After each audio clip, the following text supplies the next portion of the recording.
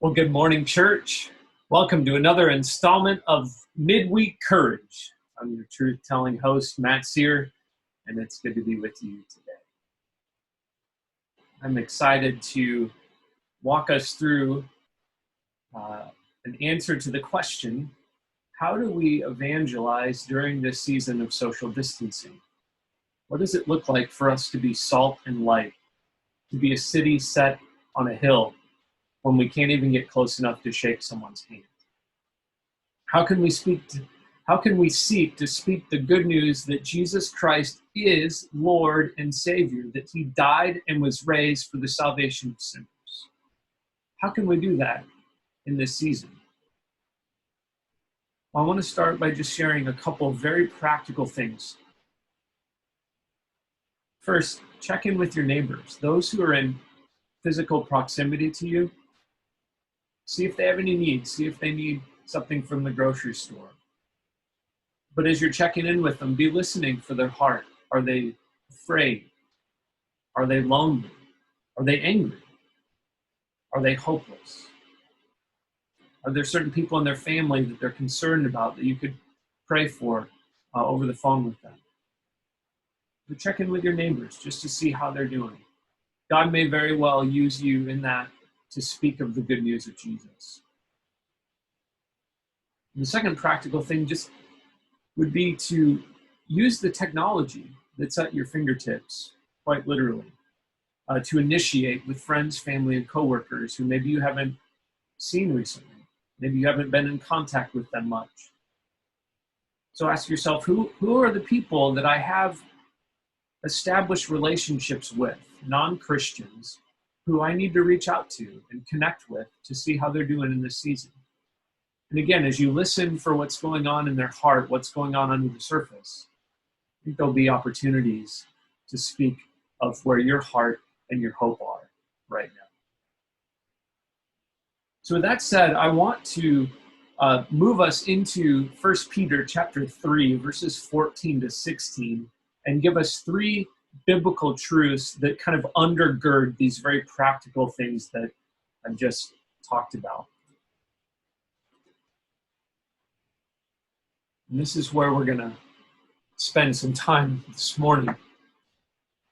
This is basically just riffing off of Pastor Mike's sermon from Sunday. Now, if you missed that, you can see it online. And essentially, to recap it, Mike finished our We the Church series by speaking of how we are sojourners and exiles on mission for Jesus. Essentially, we're not home yet. This isn't where we belong. This isn't where our citizenship is. And so we navigate this world as people who aren't fully belonging and not fully a part of this world. We're in the world, but not of the world for the sake of the world.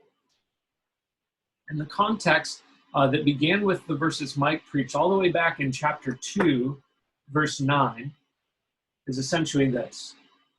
As God's chosen people, God called you out of darkness into his marvelous light in order to proclaim his excellencies, to speak highly of him, and to be a blessing to all people, even evildoers, even those who revile and speak evil against you. Who will do you harm, Peter says in 3:13, if you do good to everyone? Now, of course, then 14 begins with an exception, because Peter understands that even if we do good to everybody, sometimes we still receive bad and evil in return. And so that's where Peter starts in verse 14. But even if you should suffer for righteousness' sake, even in your doing good, you suffer, you're blessed. And then Peter goes into this section about needing to be prepared to share our faith when people ask us for the hope that's in us. So three things from this passage, the end of verse 14 through verse 16, to put hope in our hearts, to encourage us, to give us the right perspective, to pursue opportunities of evangelism in this season. First is don't fear the wrong person. You see the end of verse 14 here. Peter says, have no fear of them, nor be troubled. See, the opponents of the people Peter's writing to are trying to intimidate them. They're using harsh language. They're using slander and manipulative tactics to try and get these Christians to sort of concede that they were wrong, or maybe they don't have the truth. They're trying to get them to stop advocating and speaking on behalf of Jesus, the Christ. And Peter's saying, don't fear them. Have no fear of them. Don't fear the wrong person.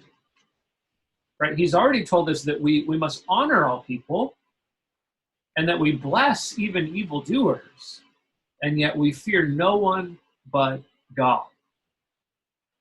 That's the move Peter makes. You don't fear people, but honor Christ the Lord as holy.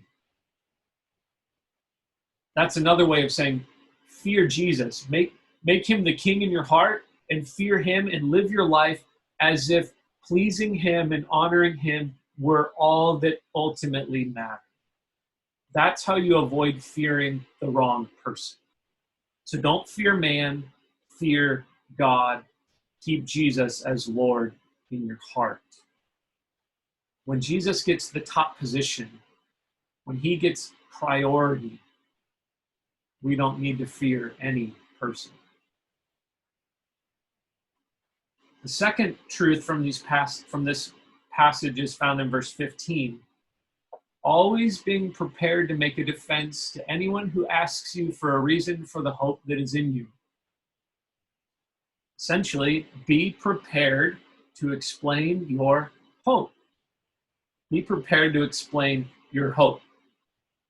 So let's make sure that we understand what hope Peter is talking about. This is our assurance of peace with God through the life, death, and resurrection of Jesus Christ, through the saving work of Jesus Christ. That's the hope that Peter is saying we must be prepared to defend it, to give people a reason for why we have hope. And it's not just a hope in what Jesus has already done, but throughout this letter, Peter writes about the revelation of Jesus Christ, the return of our King. Hope that Jesus is coming back. And we're excited about that truth because it means when he comes back, we go home. That's our hope. So how can we be prepared to share this hope? Well, of course, we've got to have it in our hearts. And we've got to be able to speak about this hope. We've got to be able to know the basic gospel elements. But even more than that, throughout Peter's letter, he speaks of this need of our lives to be in step with the gospel, to conduct ourselves in such a way that the world takes notice of our good works, our good conduct, the way we suffer injustice and suffer for doing good.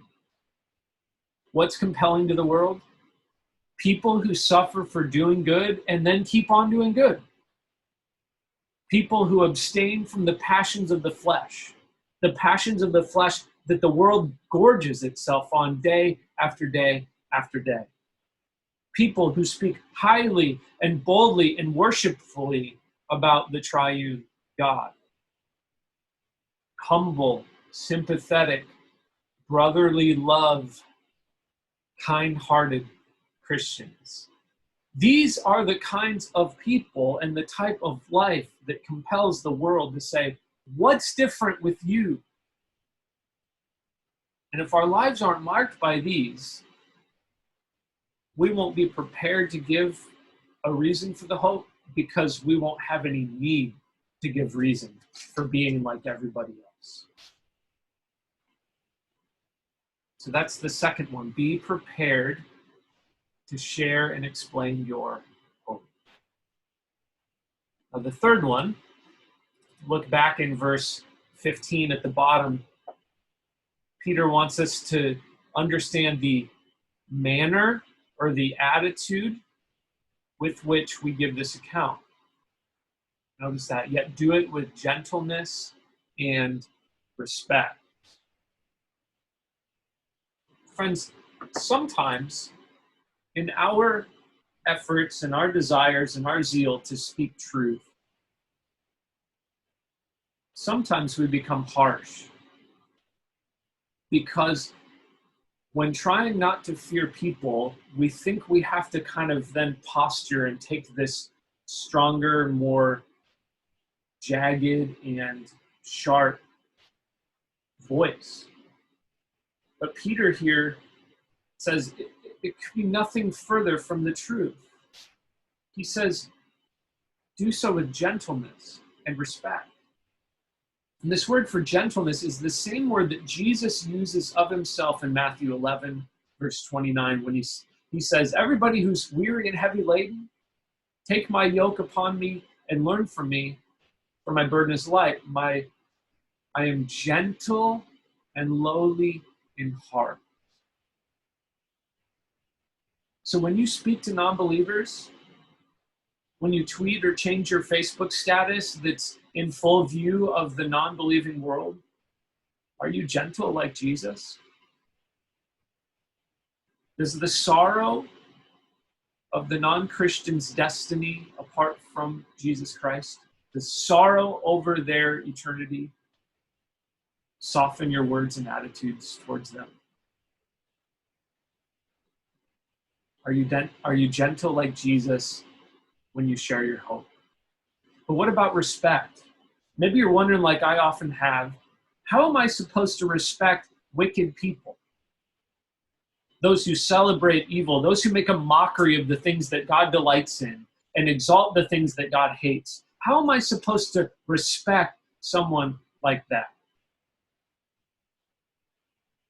Simply because they're made in the image of God and have worth that is not dependent upon our opinion of them.